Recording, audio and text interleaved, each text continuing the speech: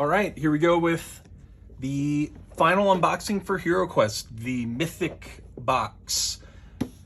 We've got Senior Fringe a lot on the front of the box here, and then on the back of the box we have the Deadly Dragon.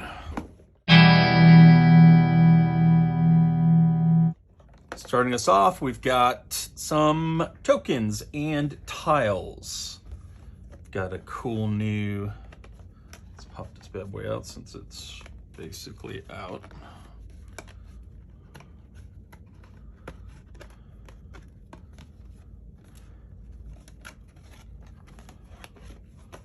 Cool new location tile. One side looks like a tavern or an inn, and the other side is a spooky crypt. And I'm not entirely sure how these work, if they just simply sit, you know, like that, or if they're off the board. I imagine that they're probably off the board, but either way, very cool. Nice to see HeroQuest being expanded even unto this very day. And then we've got some tokens that look like probably status effects or reminders for the quests that are in this set.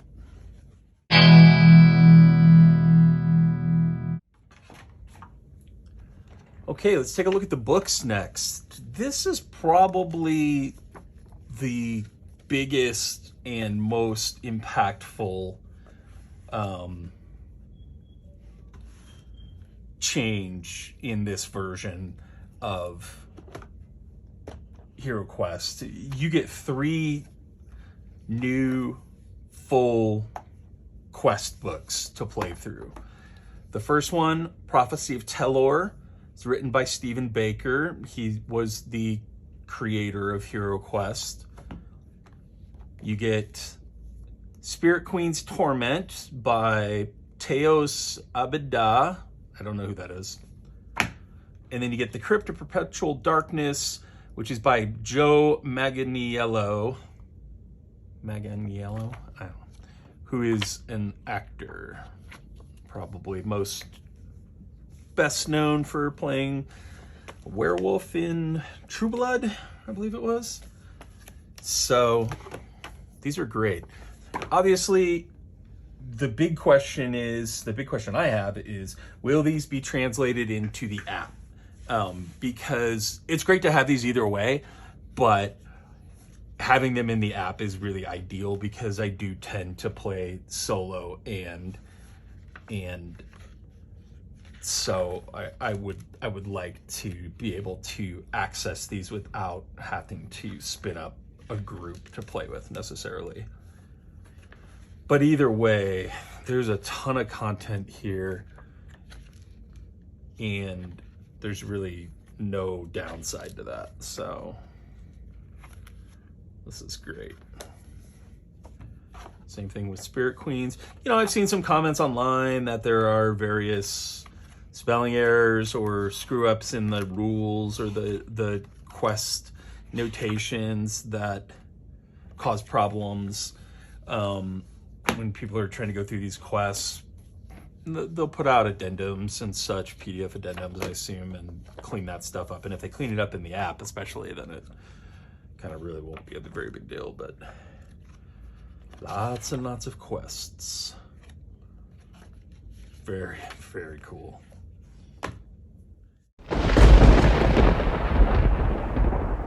Okay, next up, let's take a look at the cards. I'm gonna make you wait for the miniatures.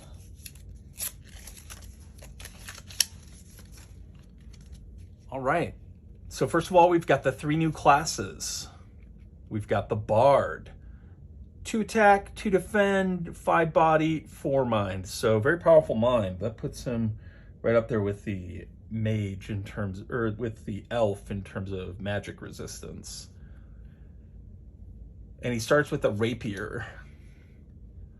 You are the Bard. Your spirit and songs inspire and invigorate your allies. You prefer to stay light on your feet, so when you are wearing non-metal armor and not carrying a shield, you have 1 extra defend die. So he actually starts with 3 defense dice because he's not going to have metal armor. And the rapier, let's see if we can, here we go. Weapon. This long, slender sword allows you to roll 2 attack dice and may be used to attack diagonally, may not be used by the wizard. So it's kind of a lighter version of the long sword, or a better version of the staff. Lets you do those diagonal attacks. That's really cool. Warlock's got 2 attack, 2 defend, 4 body, 5 mind, and starts with the wand. You are the Warlock, a magical artillerist who has bonded with a sinister creature, allowing you to assume its winged form. Let your allies protect you while you deal damage from afar. Counts as wizard hero in terms of which weapons, artifacts, and equipment they can use. And you've got your Warlock spells. We'll go through the abilities later. But the wand, we can at least take a look at that. Yeah. The wand gives you 2 attack dice against any monster you can see. It can only be used by the Warlock.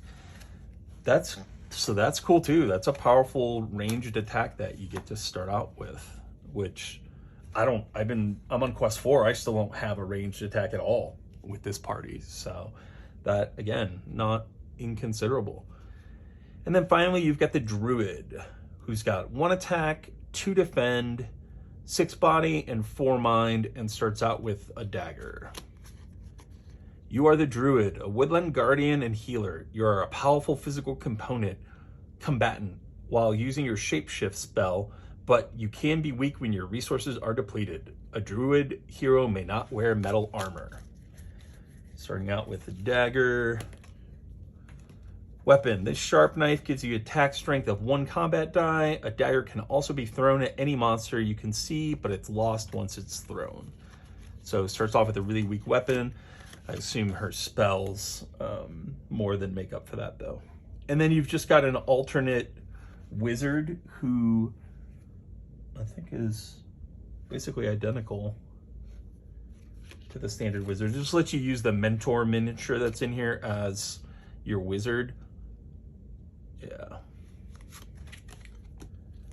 Very cool. Already looked at the items, the equipment. Let's take a look at the bard spells. Inspiring Tale. This spell may be cast on any one hero excluding yourself. The next time that hero attacks, they may roll 1 extra combat die.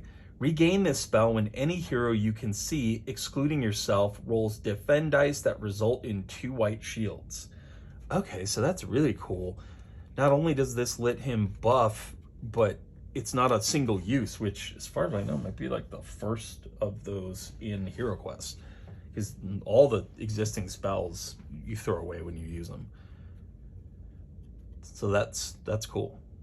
Healing Song. You and all the heroes that you see restore up to 2 lost body points each.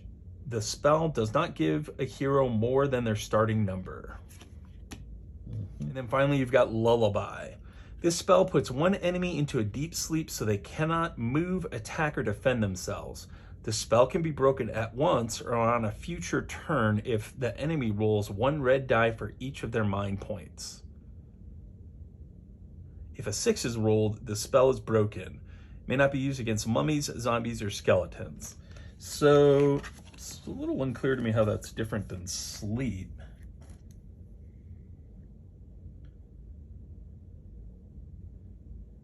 Yeah, it's not. It's the exact same spell. That's a little cheesy. That's a little shitty, but that's okay. Cut him a break on that as long as I don't see a bunch of duplication in here. We'll do the Warlock next. Warlock, Demon Form. The Warlock ignores pit traps and may roll 1 extra combat die each time they attack until the spell is broken. The spell is broken when the hero suffers 1 body point of damage. Regain this spell when you reduce a monster's body points to 0. Oh, so again, the ability to get these spells back is very cool. Fear. This spell causes any one monster to become so fearful that their attacks are reduced to 1 combat die. This spell can be broken on a future turn by rolling 1 red die, blah, blah, blah. And then Dark Wings. Cast this spell on an enemy's turn after you have suffered damage. Reduce that damage to 0 and move instantly to any unoccupied square you can see. Oh, wow, that's really cool. That's especially cool. Well, it's just really cool. It gives them like a quick escape, which is something else that like, I don't think that are any other abilities in the game that I've seen so far that activate outside of your turn, like during the enemy's turn. So that's interesting. And then finally for the Druid, Life Force. This spell may be cast on any one hero, including yourself. Its magical power immediately restores up to 4 lost body points, but doesn't give more than a starting number, so that's your generic heal spell. Pixie. This spell conjures up a pixie who does one of the following. Restore up to 2 body points that have been lost to one hero or search. The pixie reveals all traps and secret doors in any location you can see. Okay. And Shapeshift. Shapeshift grants you 1 defend die and 1 extra attack die when attacking a monster that you are adjacent to. The spell is broken when the hero suffers 1 body point of damage. Regain this spell when your body points return to their starting number. So again, giving you the ability to get your body points back. And then we've just got 2 artifacts. I'm not going to spoil what those are. I don't want to spoil it for myself, so I'm not going to spoil it for you. So that's it for the cards. Next up, you get 6 more standard dice, attack dice, defend dice. Never hurts to have more of those. It'll be useful when playing with Grumpy and Son.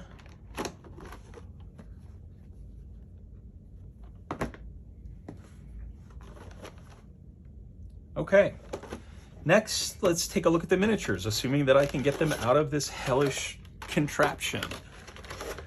So, so these are mostly alternate sculpts.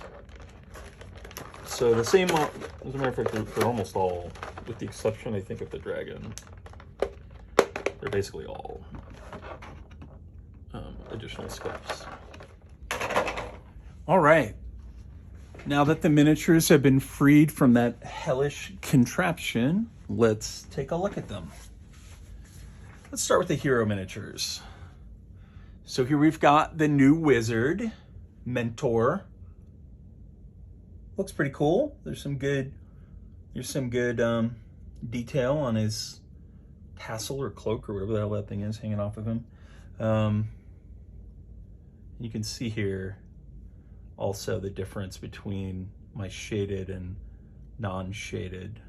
There's really no question that the detail just absolutely explodes off of these after you put some very basic work into them. Here is the Orc Bard singing his heart out.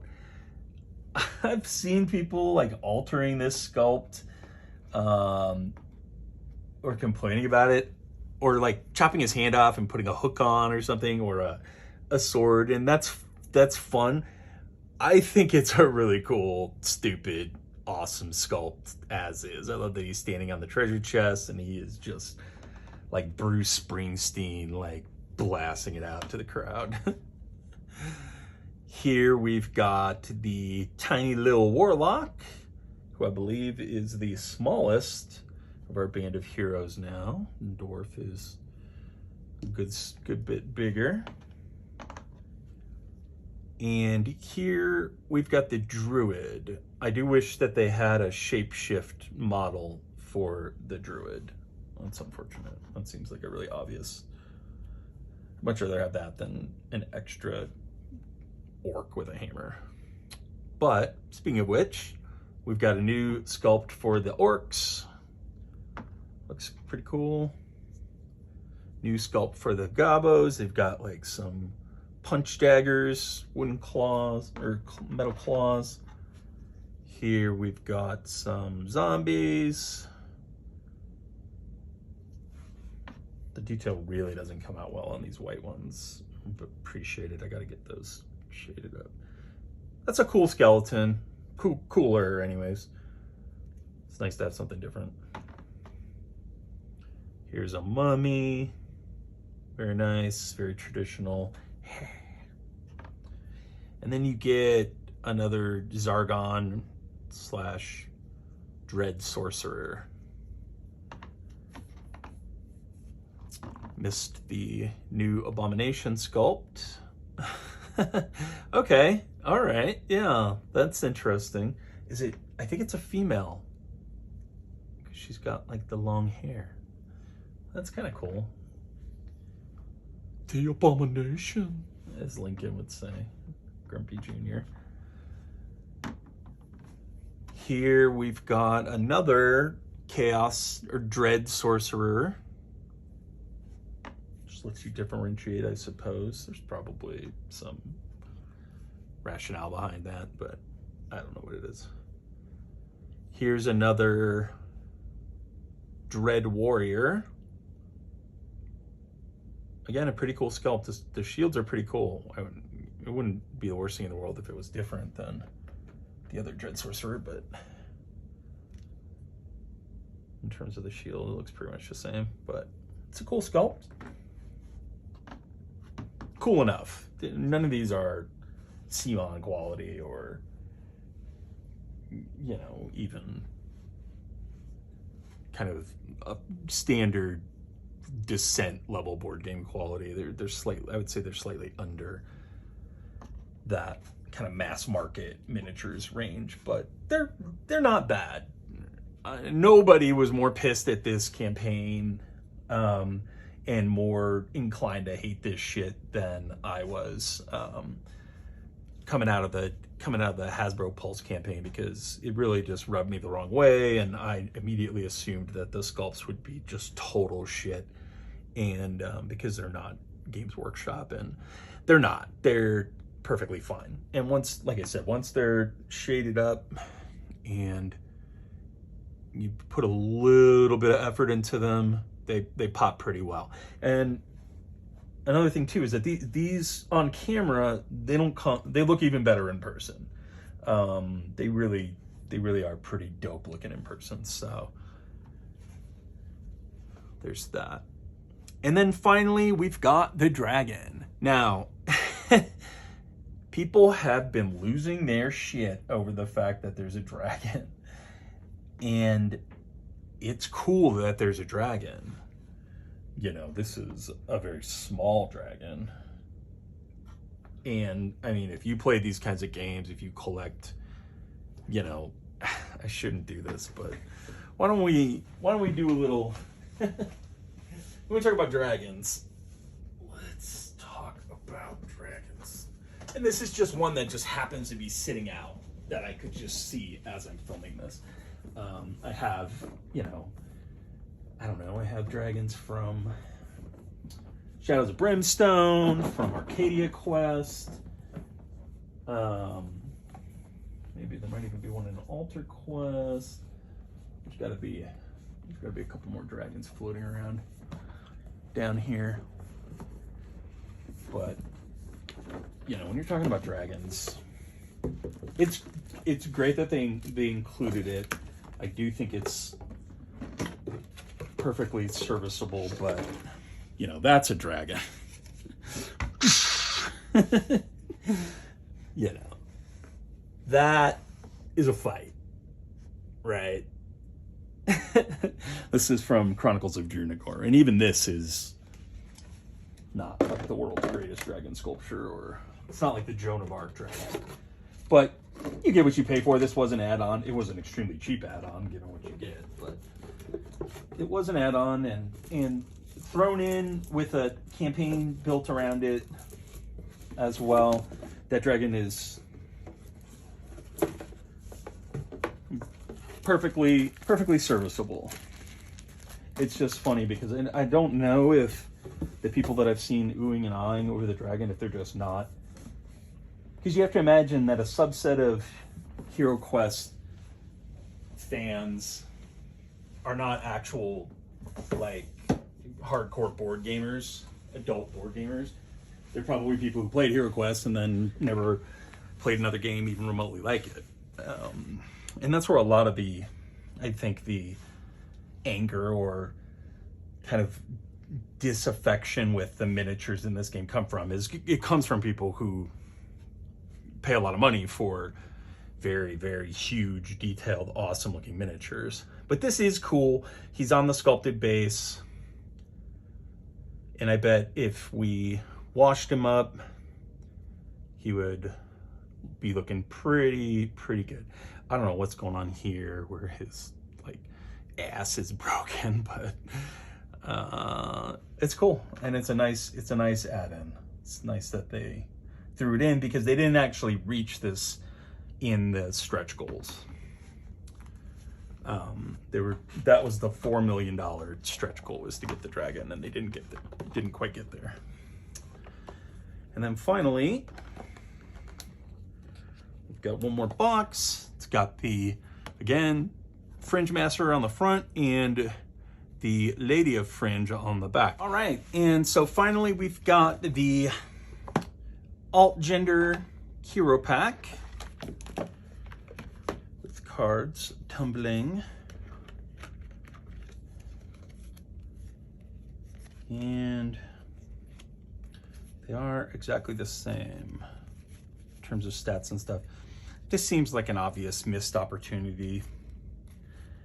How hard would it have been to start this dwarf with 6 body points, but I don't know, a helmet or something? You know, they could have done something to differentiate these, but they didn't, so there's no use crying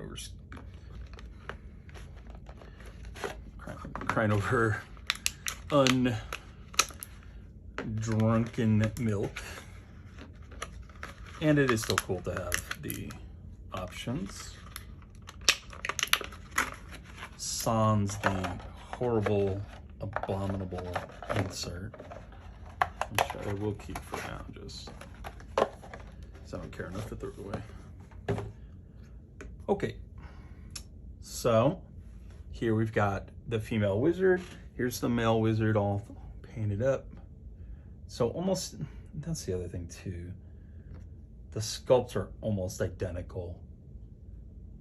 It's not even really gonna be that easy to tell if it's the guy or the girl wizard. The dude's got long hair too. That's another missed opportunity. It's a little lazy. And that was, in general, that was my feeling about the campaign, was there were a lot of just like lazy decisions like that, but it's fine. Here you've got the male elf, looking cool. The elf was a cool sculpt and the male is no different. Here's the female barbarian. Again, pretty similar. Not the same, they're facing different directions at least. That's nice that they took the time to do that. And here we've got the female dwarf.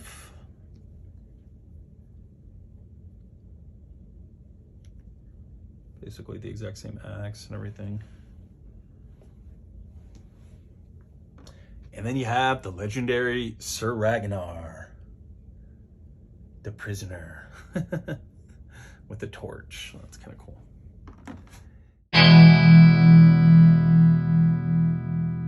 And that's it. So that is the end of my HeroQuest Mythic tier unboxing series. I hope you've enjoyed this. I've really been enjoying getting back into HeroQuest and playing through the app. And despite any kind of misgivings that I might have, or kind of critiques that I might have, the fact that I've put out like a dozen videos about this in the last 2 weeks should serve as proof enough that I like this game and I am enjoying it. And I am looking forward to continuing to play it, continuing to build terrain for it. Here's some dungeons and lasers columns that I built out to replace, and built out and painted to replace the flat, you know, barrier tokens or what have you, like this. So instead of that, you can have that. Pretty cool. Looking forward to painting up some more. And then I also painted up some like a rubble type. This is really more like an ore mine or something like that. You can see it's got shards of ore sticking out of it, but I painted these up too to replace like the fallen rubble, basically. Pimp it out a little bit. Looking forward to painting the terrain, and just looking forward to playing more HeroQuest. So I hope you enjoyed this. I hope you are looking forward to my continuing coverage of the HeroQuest re-release, and I hope you have a good weekend, and I will talk to you later.